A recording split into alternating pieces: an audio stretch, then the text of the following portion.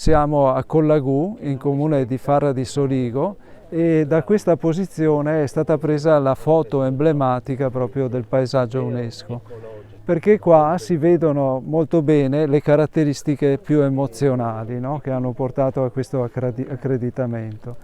La prima sono le forti pendenze di questi vigneti eroici in cui si devono eseguire tutte le lavorazioni a mano. Non ho detto, siamo nel Conegliano e Valdobbiadene nel Prosecco di OCG, no? Questo è il territorio anche. Quindi vigneti che danno questo prezioso prodotto, quindi forte pendenza che obbliga a fare tutte le lavorazioni a mano. Il secondo elemento che non si vede molto bene ma è molto importante per questo paesaggio sono i ciglioni inerbiti, cioè ogni filare di vite ha un piccolo pianoro che è stato costruito proprio manualmente dai viticoltori scavando col piccone per poter passare con la carriola pianeggiante che forma un gradino, quindi c'è la vite, un gradino, un pianoro, un altro filare, no? E questa è una caratteristica che si trova solo in questo territorio. Se andiamo in Toscana abbiamo come dire, i terrazzamenti col muretto a secco, quindi si vede il muro, qui invece si vede solo erba.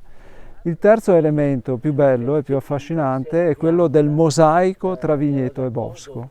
È come se il vigneto abbracciasse, cioè se il bosco abbracciasse il vigneto.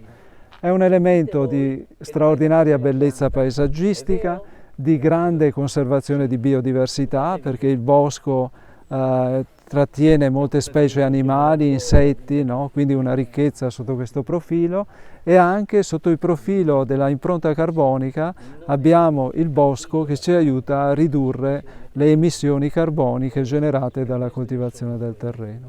Adesso il territorio UNESCO deve essere conservato, gestito e migliorato, no?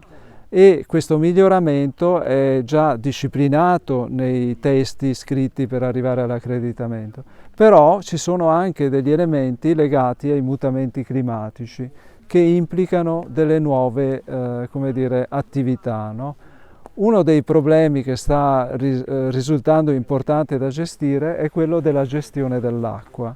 Abbiamo sempre più queste bombe d'acqua che generano delle precipitazioni enormi che rischiano di erodere e di far andare sott'acqua poi i borghi che si trovano a valle, e periodi estivi di siccità che rendono necessaria l'irrigazione del vigneto.